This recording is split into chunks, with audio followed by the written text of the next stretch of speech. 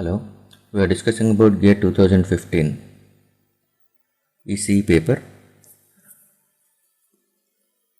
The built-in potential of an abrupt PN junction is 0.75 volts. That is given with one abrupt PN junction.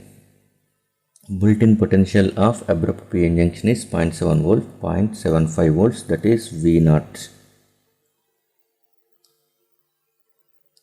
Okay. And next, if its junction capacitance Cj at a reverse bias of 1.25 volts is 5 picofarad. So it is first case, Cj1 is equal to 5 picofarad when reverse voltage Vr1 is equal to 1.25 volts. 1.25 volts.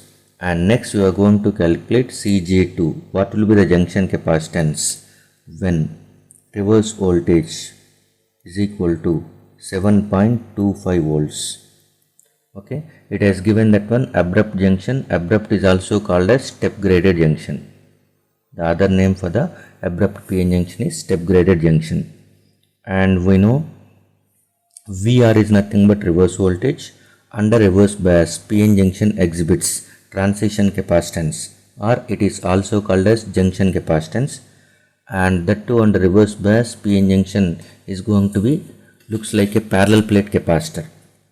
So the junction capacitance equation can be written as epsilon A by D, but D is distance between the plates, which is nothing but width of depletion region under reverse bias.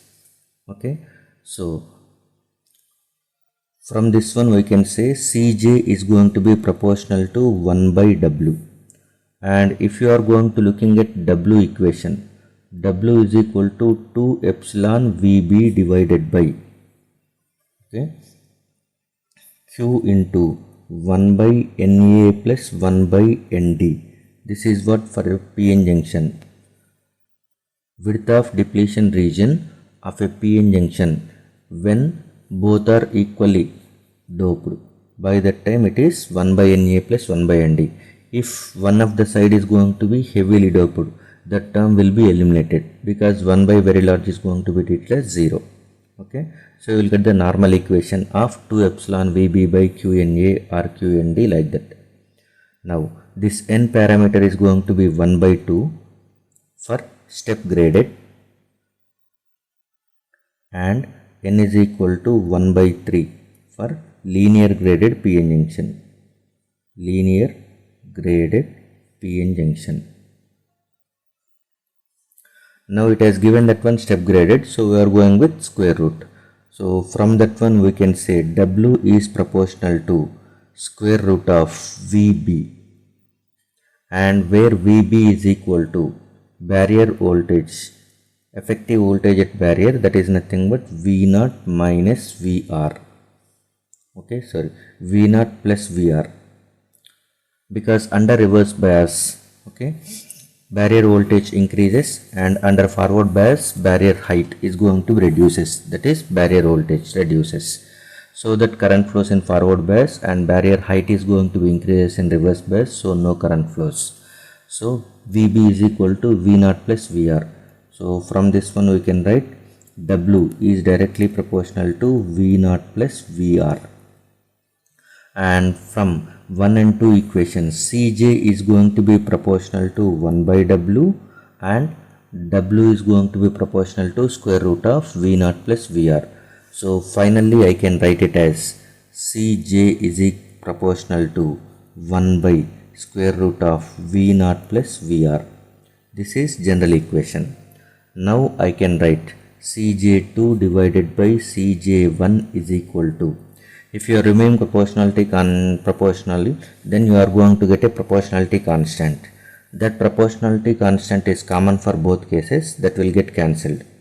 So you are going to get the equation as V0 plus Vr1 divided by square root of V0 plus Vr2. Okay, so from this one, V0 plus Vr1 is 0.75 plus 1.25 divided by square root of V0 is 0.75 plus 7.25. So this is square root 2 divided by root 8. So root 8 can be written as 2 root 2. So root 2 get cancels. What you will get is 2. So Cj2 is equal to 2 times of Cj1. Sorry, this is 1 by 2. 1 by 2. So this is 1 by 2 times of Cj1. So 1 by 2 into 5 picofarad. So that is nothing but 2.5 picofarad is going to be the right answer. 2.5 picofarads is the right answer. So when the reverse voltage is changes to 7.25 volts, then the junction capacitance will become 2.5 picofarad. Thank you.